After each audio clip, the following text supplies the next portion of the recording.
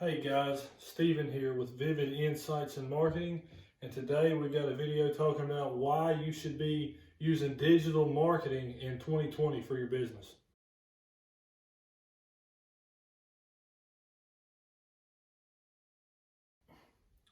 Okay, let's start off by first talking about what is digital marketing. So digital marketing is anything you do or any type of marketing you do that involves an electronic device or media. So if you're using Facebook, or if you're posting pictures on Instagram, or you're tweeting, or you're on LinkedIn, you're using digital media. If you have a storefront business and people come inside and they sign up for an email list, and then you use something like MailChimp or Constant Contact and you send out emails every week or a newsletter, you're using digital marketing. So it's possible you may already be using some of these strategies and maybe you just need to up your game a little bit. So why do you need digital marketing? Well, number one is because everybody's digital. Everybody's on their cell phone. Like I've said before, whenever people's going down the road, they're not looking at signs. They're looking at their phone. They're watching YouTube or they're looking at Facebook while they're driving down the road. So the average person has 7 social media accounts. That's pretty crazy. Some people don't even know there's that many social media accounts. But here's one that actually I expect to be a little bit more. But the average person spends 2 hours and 24 minutes per day on social media. So they want to buy stuff. One of the top 10 reasons why people are on social media is because they can find brands that they've never heard of. That's actually happened to me before. I like to buy certain brands for tactical t-shirts or constitutional stuff. And you can actually find some pretty cool niche brands on there that you've never heard of that has some really good stuff that you wouldn't find anywhere else. So that's one reason why you need to go digital. You can really target people by running ads. So if you put up a billboard or you start running ads on the radio, you don't know who heard it. You don't know who saw your billboard. You spend a certain amount of money based on, I guess, a projection of how many people you think is going to see it based on the population or something of that nature. If you're going digital, you know every single person. You get to track impressions, clicks, engagement, shares, all this information. You know exactly what's going on with your ad, and you can actually go in real time and change something. So one cool thing you can do is when you run ads, you can run 3 different ads. And you can maybe use a different thumbnail for each one, a little bit of different text for each one, and you can watch and see which ones have the best engagement. Then after testing for a short period of time, you go in and you just use whichever one has the best result. That's not something you can do with traditional marketing. So you are one click away from your competitor. That's what Douglas Warner said. He was a legendary banker, but that is 100% true. If you're not doing what you're supposed to do with your marketing and you're not staying up on the search engines and you're not putting your content out there, somebody else is. And if somebody comes to your website and it's not that good, or somebody looks for you online and you're not there, they're clicking on your competitor's stuff. But just like that's happening to you, you can do that to them. So if you're new in the industry or you just recently got a website, maybe you just started your business in a certain niche, and there's big dogs up at the top and you're thinking, how can I compete with them? They've been in this business for 10 or 15 years. Well, there's a lot of businesses that's been around for 10 or 15 years and they don't have a website. And one of the reasons they don't have one is because they've been doing good so far. They don't think they need one. But it's a changing of the culture. We've got a lot more people using mobile devices now. You can take advantage of that and you can start beating out some of these people that's been at the top for a while. Just like the people who don't think they need a website because they've been doing all right, there's a lot of reasons why people don't use digital marketing. They think they don't need a website. They probably never will get one. 28% of the people who don't have a website say they probably never will get one. They think it's irrelevant to their industry. This would be somebody, maybe they have a local business with a storefront, and most of their customers are people who live in that community. They're thinking, why do I need a website? everybody knows who I am already. If somebody wants my service, they're going to come up here. What's the point in having a website? Well, maybe you have tourists that are coming through. Maybe you have certain people who, yes, they know you exist. They know all your competitors who exist, but people don't like, if it's a restaurant, people don't like to eat the same thing every day. Maybe they're sitting down and they pull out their phone. I know I've done it. You pull out your phone and you type in restaurants. You already know all the restaurants, but for whatever reason, maybe you just aren't craving any particular one. You type it in and then you see a restaurant you forgot about. Oh man, I want that. So that's a good positive part of being on the internet, even if you don't necessarily have to be. Too expensive. Now that's not true. It's not too expensive. Now it can be expensive. Somebody can either sell you a bill of goods on services and not produce. Yeah, it's too expensive then because you didn't get what you were paying for. But you can go on some of these website builders and literally pay $0 for a website and build it yourself. Now, if you do that, you're going to have ads on the page. I don't recommend doing that, and you can just pay 10 or 13 bucks a month. Usually you have to pay it for the full year. You're talking about $100 a month as a business, or $100 for a year as a business, and you're good to go. You've got your website.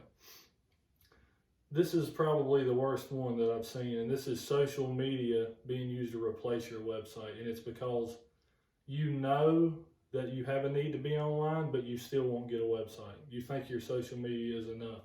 You ask somebody, hey, have you ever looked into having a website? And they say, no, we're run on social media. We're just fine. Well, the fact is, if you're on Facebook, which is what a majority of people use for business, you don't have nearly the amount of capabilities that you could have on your own website. Plus, remember, 15 years ago, whenever we was in middle school, MySpace was big. You build your website, your whole online presence on MySpace, then all of a sudden it plummets and now Facebook is big. You gotta build your whole entire presence back up on a different platform. So you don't have control when you're using these other platforms. Whoever's in charge of these different social media platforms just all of a sudden could say, you know what, we're shutting down. We're gonna sell to this company here, and you have no control over what's going on. What happens whenever they do that and then you lose all your presence for a month or a year? All your competitors are going to start coming in. People are going to start building habits of going to them instead of you. So you'd be much better off actually getting a website. 97% of consumers use the web to find local businesses. Now, you would think that people would be searching for businesses that weren't around. Maybe they aren't from there, or maybe they don't know about it and they're looking for something new. No, it turns out 97% actually look for local businesses, and 82% of them are using their phone to do that. 70 to 80% of people look up stuff before they go to the store because they don't want to go to the store and it not be there. Even if you're going to Lowe's, you want to look and see if they have it in stock, or number one, do they even have the product? Number two, do they have it in stock? What's the point in driving up there? They don't have it, then you got to come around and go home. Just look it up. That's what everybody's doing. If you don't have a website, nobody can do that for you. And not only can they not do that for you, but they may not even consider you because they know we can't find anything for them. Say you're looking for a restaurant, you want to go eat. Everybody looks up stuff where they go, so they're probably looking for a menu. Okay, this is the type of food I want tonight. Let's see what these restaurants have on their menu. Do they have what I'm looking for? Well, if you don't have a website and they're looking for a menu, you're out. You're not even being considered. Traditional ad sales are going down. Digital ad sales are going up. This is a trend that's been going on over the last couple of years, and we're seeing it continue to head in that direction. So things like newspapers, TV ads, anything like that, that's on the decline, and people are starting to see the importance of digital marketing. So another thing that I did, which is not on this board, is I looked into some statistics about restaurant data here in Rowan County to see how businesses are doing on their search engine optimization, how many of them have websites, and what is the SEO score, the average SEO score of the business. And what I saw was when I typed in restaurants, that's the only word I typed in was restaurants, and I'm located in China Grove. It brought up 20 restaurants in the local listings, and the majority of that was just based on location. But I used that to just come up with some data from 20 restaurants. What I saw was 8 of these businesses didn't have a website. 2 of the ones that didn't have a website was actually redirecting what was called their website on the local listings to their Facebook page. The other 12 did have websites, and 2 of the businesses were actually bigger restaurants that are basically national. So you could probably assume their stuff's going to be a little bit better than some of the local businesses just because they have a larger budget and they have more people who are paying attention. But so 10 businesses were actually local businesses. They exist only here in Rowan County, and the average SEO score of all these businesses combined was 68. Now, one of the businesses that was best off is one of the local businesses. One of our local restaurants in Salisbury actually had an 81 score, which it's not amazing, but you can tell if somebody's got an 81, they've done some SEO. They just need a little bit more work, but they're doing very well. But there was a business that had a 55. And like I said in a previous video, if you've not done any SEO, but you have your own website, you're probably going to be anywhere between a 60 and a 70. These guys were a 55 because they didn't even have their own domain name. I don't remember exactly what it was, but they were using some website builder, and it was www, whatever that website builder is, / their business name. So that's why they had such bad SEO. These guys are not showing up on search engines. You may not even be able to find them on a search engine if you typed in branded keywords for them. So then another thing I looked at was really targeting barbecue restaurants. I looked specifically at barbecue, and no barbecue restaurants are showing up on search engines. And there's 2 reasons. One, there's hardly any barbecue restaurants with a website. I think I looked at like 10 and only 1 of them or 2 of them had a website. Maybe only 1 had one. And the one that did have it, their SEO score was a 62. So that means a couple things.